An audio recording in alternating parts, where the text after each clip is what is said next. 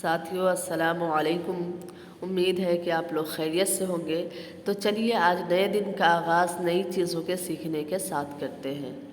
تو آج ہم جانیں گے ساتھیوں کہ دوسری پراکرت کیا ہے اور اس کا کب سے لے کر کے کب تک کا زمانہ ہے اور اس کو کتنے ادوار میں تقسیم کیا گیا ہے، کس دور کی کیا خصوصیت رہی ہے۔ تو ساتھیوں دوسری پراکرت سے پہلے ہم تھوڑا سا یہ جان لیں گے کہ پہلی پراکرت کیا ہے۔ تو ساتھیوں کل ہم نے یہ جانا تھا کہ وسطی ہند آریائی کو 3 حصے میں تقسیم کیا گیا تھا، جس میں پہلا تھا پہلی پراکرت۔ اور پہلی پراکرت کیا تھی کہ سنسکرت پر جب قواعد نویسیوں نے پابندی لگا دی تھی تو اس کے زیر اثر جو زبان پروان چڑھتی ہے اسی کو پہلی پراکرت یا ابتدائی پراکرت کے نام سے جانتے ہیں۔ اور جب اس میں ادب تخلیق ہونے لگتا ہے تو اسی کو ہم پالی کہتے ہیں۔ اور پالی کیا تھی؟ بدھ مذہب کی زبان تھی، اور پراکرت کیا تھی؟ جین مذہب کی زبان تھی۔ اس کے بعد ہم نے یہ جانا تھا کہ پالی کو قدیم ماگدھی بھی کہا جاتا ہے۔ تو یہ ساری چیزیں ہم نے پہلی پراکرت کے بارے میں جانا تھا۔ چلیے اب دیکھتے ہیں کہ دوسری پراکرت کیا ہے۔ ساتھیوں دوسری پراکرت یہ مولود مسیح سے لے کر کے 500 عیسوی تک کا زمانہ ہے۔ مولود مسیح سے لے کر کے 500 عیسوی تک کا زمانہ ہے۔ ڈائریکٹ آپ کو کوشچن یہی سے بنے گا کہ دوسری پراکرت یا ادبی پراکرت یہ کب سے کب تک کا زمانہ ہے، اور اس میں 3 آپشن غلط رہے گا، چوتھا آپشن آپ کو دے دے گا کہ مولود مسیح سے لے کر کے 500 تک کا زمانہ۔ تو یہ ڈیٹ آپ کو یاد ہونا چاہیے۔ اس کے بعد نیکسٹ پوائنٹ ہے اس میں ساتھیوں کہ اس کو ماہر لسانیات نے 5 ادوار میں تقسیم کیا ہے۔ کتنے ادوار میں تقسیم کیا ہے ساتھیوں؟ 5 ادوار میں تقسیم کیا ہے۔ اس کے بعد نیکسٹ پوائنٹ ہے مہاراشٹری، یعنی اس کا سب سے پہلا جو دور ہے وہ کیا ہے؟ مہاراشٹری۔ یہ کیا ہے ساتھیوں؟ تو مراٹھی سے نکلی ہے۔ یہ کس سے نکلی ہے؟ مراٹھی سے نکلی ہے، اور اس عہد کا بیشتر شعری ادب اسی میں ملتا ہے۔ یعنی جو ادب سب سے زیادہ جو تخلیق کیا جا رہا ہے تو وہ تمام پراکرتوں میں کس میں تخلیق ہو رہا ہے ساتھیوں؟ مہاراشٹری میں ہو رہا ہے۔ نیکسٹ پوائنٹ ہے ہمارا کہ سب سے پہلے قواعد بھی اسی میں مرتب ہوئی ہے۔ سب سے پہلے قواعد بھی کیا ہوئی ہے ساتھیوں؟ اسی میں مرتب ہوئی ہے۔ اور اس کے بعد نیکسٹ پوائنٹ ہے ہمارا کہ موسیقی بھی اسی پراکرت میں ملتی ہے۔ اس کے بعد نیکسٹ پوائنٹ ہے ہمارا ساتھیوں کہ اس کی مقبولیت کا یہ عالم تھا کہ لفظ مہاراشٹر سے اکثر ملک ہندوستان مراد لیا جاتا تھا۔ سمجھ میں آ رہی ہے بات ساتھیوں؟ کیا کیا اس سے کوشچن بن سکتا ہے؟ سب سے پہلے آپ کو پوچھے گا کہ یہ مہاراشٹری کس سے نکلی ہے، پہلا کوشچن۔ تو آپ کو یاد رکھنا ہے کہ یہ مراٹھی سے نکلی ہے۔ آپ کا دوسرا کوشچن یہ بن سکتا ہے کہ بیشتر شعری ادب کس پراکرت میں تخلیق کیا گیا؟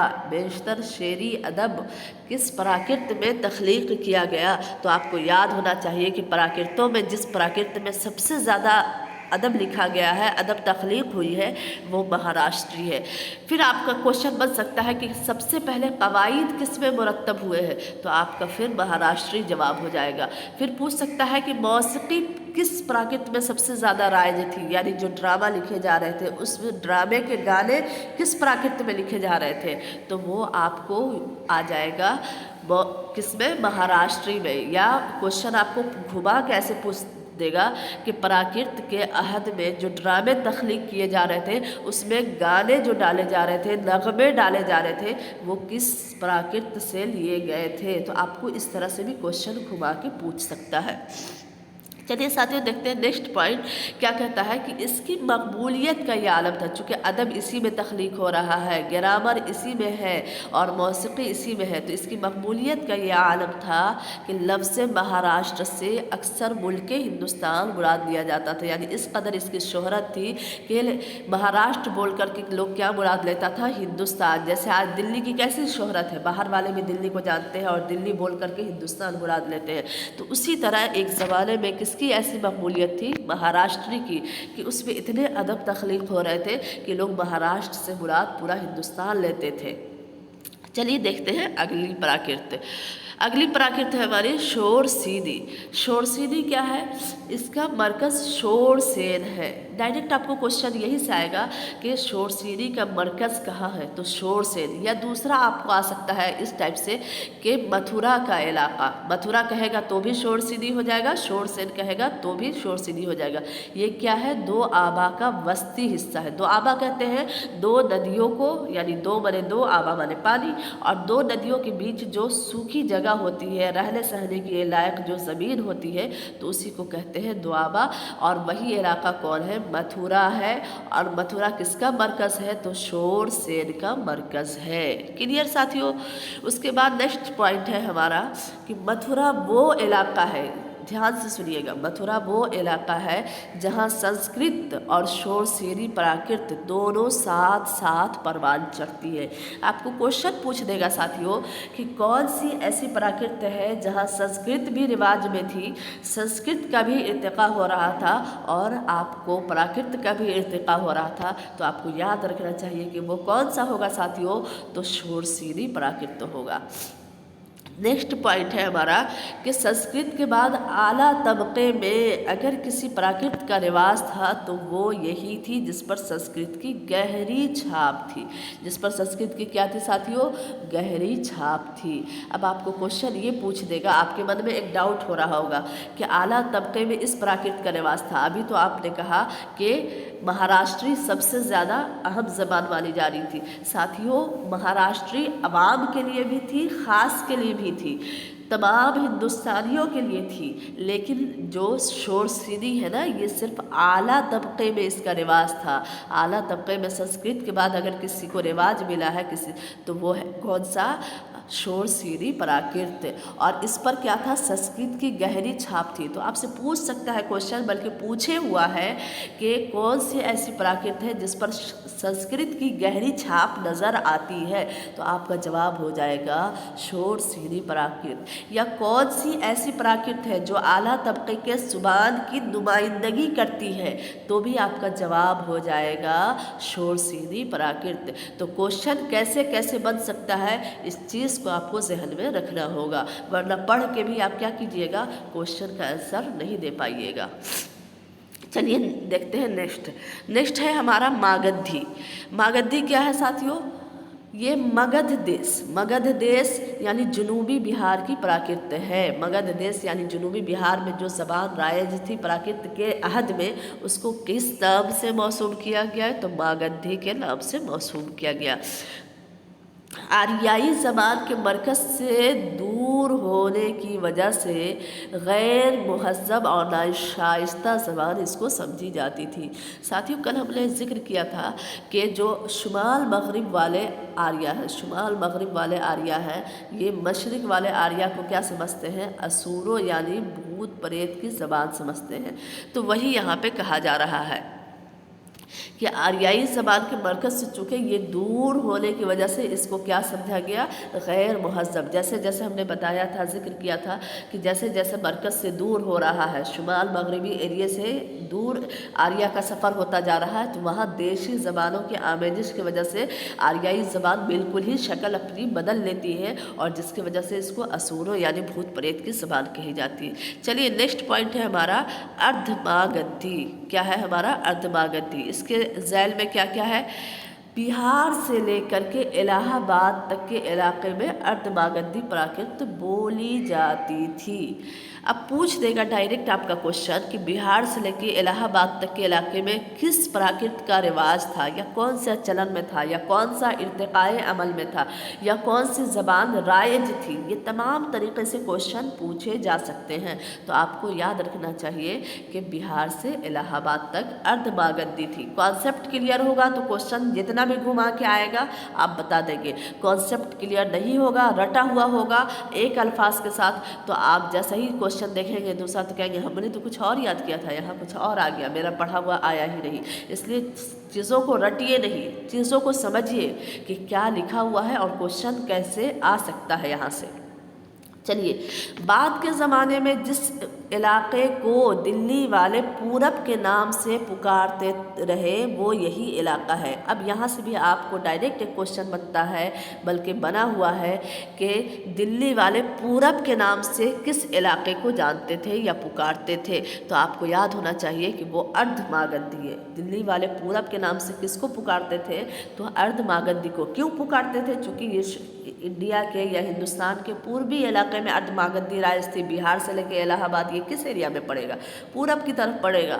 مغربی ہندوستان کے رہنے والے اس وقت اس کو پراچے کہتے تھے۔ پراچے یعنی بالکل پچھڑی ہوئی زبان، بالکل جو ہے دیشی زبانوں کی بہت زیادہ دیشی الفاظ کے آمیزش ہو جانے کی وجہ سے یہ زبان کیسی ہو گئی تھی؟ بالکل آریائی شکل جو ہے بدل چکی تھی، تو اسی لیے اس کو پراچے کہتے تھے۔ اور پراچے کے اندر آپ کو ماگدھی اور ارد ماگدھی دونوں آ جائے گا۔ تو یہاں بھی کوشچن آپ کا بن جائے گا ساتھیوں کہ پراچے سے مراد پراکرت کے دور میں کون سی زبان ہے؟ تو پراکرت کے دور میں آپ کو ماگدھی اور ارد ماگدھی دونوں آ جائے گا، جبکہ آپ کو وہاں پوچھے گا قدیم ہند آریائی میں پراچے پوچھے گا تو وہاں آپ کو صرف پراچے سے مراد پراچے ہی ہوگا، یعنی ایک دم پورب کی زبان۔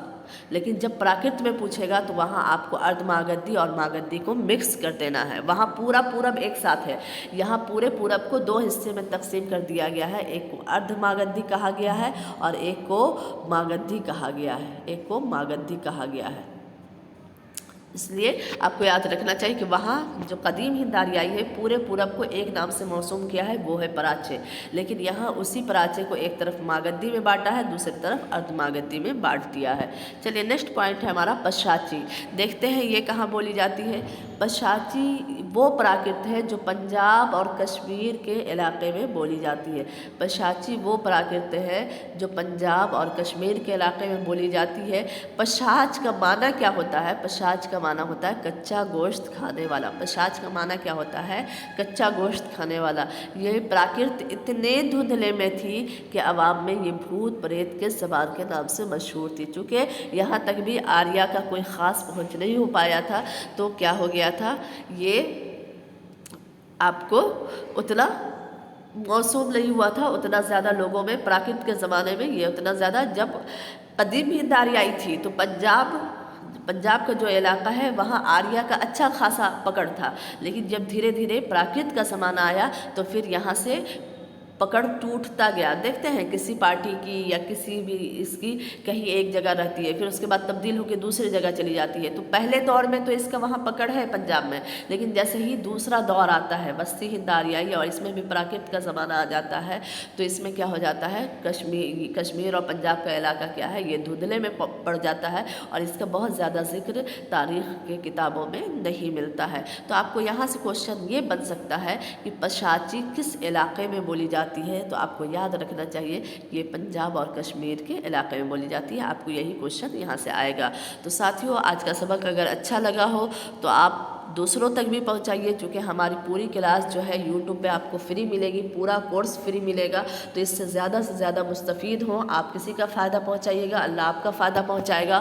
بہت سارے لوگ جو پیسے دے کر کے کورس کرنے میں سکچم نہیں ہیں تو ان کے لیے یہ بہت اچھی چیز ہوگی، تو آپ سے گزارش ہے کہ آپ جتنے لوگ ہیں ان تک پہنچانے کی کوشش کیجیے تاکہ سارے لوگ اس سے مستفید ہوں اور لوگوں کا پیسہ کہیں اور لگے، لیکن پڑھائی میں ہماری طرف سے فری آپ کو ایک اچھا کانٹینٹ مل جائے۔ آپ جتنی آپ کو ریکوائرمنٹ ہے، جتنی آپ کو ضرورت ہے، اس سے زیادہ ہم آپ کو ڈیٹیل میں بتا رہے ہیں تاکہ کوشچن کہیں سے بھی آئے، کسی بھی ٹائپ سے آئے تو آپ اس کو حل کر پائیں۔ تو یہ ہماری کوشش ہوگی، چونکہ میں نیٹ اور JRF کا بھی کلاس لیتی ہوں اور کئی سالوں سے تجربہ رہا خود پڑھتے ہوئے دور میں کہ کہاں سے کوشچن آ سکتے ہیں، کیسے آ سکتے ہیں۔ اس لیے ساتھیوں آپ بے فکر رہیے کہ آپ کی جو تیاری ہوگی وہ بالکل پرفیکٹ ہوگی۔ بس آپ کا کام اتنا ہے کہ جو کہا جائے اس کو آپ فالو کیجئے، یعنی آپ اس کو روزانہ ریوائز کیجئے اور جتنا زیادہ سے زیادہ آپ چیزوں کو مائنڈ میں سیو کیجئے۔ بس یہی آپ کا ایک کام ہے ساتھیوں، باقی پورا کام جو ہے وہ آپ مجھ پہ چھوڑ دیجئے۔ آپ کی تیاری آخری دن تک ہوتے ہوتے 100% ہو جائے گی ساتھیوں۔ یہ میری ذمہ داری ہے کہ کیسے آپ کو تیاری کروانی ہے۔ تو آپ زیادہ سے زیادہ لوگوں تک اس کو پہنچائیے تاکہ زیادہ سے زیادہ لوگ مستفید ہوں۔ اور آپ دیکھ ہی رہے ہیں کہ کوشچن کا لیول کس طرح سے آ رہا ہے، رٹی ہوئی چیزیں بالکل نہیں آ رہی ہے، وہی آ رہی ہے جس کا کانسیپٹ کلیئر ہے اور کانسیپچول کوشچن آ رہی ہے۔ تو اس کے لیے آپ کو چیزوں کو سمجھنا ضروری ہے، رٹ کر کے آپ ایگزام کو کوالیفائی نہیں کر سکتے ہیں۔ اس لیے ساتھیوں زیادہ سے زیادہ لوگوں تک اس کو پہنچائیے اور آپ بھی لوگوں کے کام آئیے تاکہ جو ہے مسلمان قوم ترقی کرے اور سیٹیں اردو کی جو ہے خالی نہ جائے، صحیح سے لوگوں کا اس پر سلیکشن ہو سکے۔ اسی چیز کو سامنے رکھتے ہوئے میں نے یہ شروع کیا ہے، ورنہ مجھے ابھی اور بھی پڑھنا تھا۔ ابھی میرا پی ایچ ڈی چل رہا ہے تو جس میں مجھے بہت زیادہ ورک کرنا پڑ رہا ہے، تو ٹائم کا بہت قلت ہوتا ہے ساتھیوں، لیکن پھر بھی آپ کے لیے میں نے نکالا ہے تاکہ آپ کی کامیابی کو اس مرحلے تک پہنچایا جائے جہاں کے آپ حقدار ہیں۔ تو ٹھیک ہے ساتھیوں، پھر ملتے ہیں نیکسٹ ویڈیو میں انشاءاللہ، تب تک کے لیے خدا حافظ۔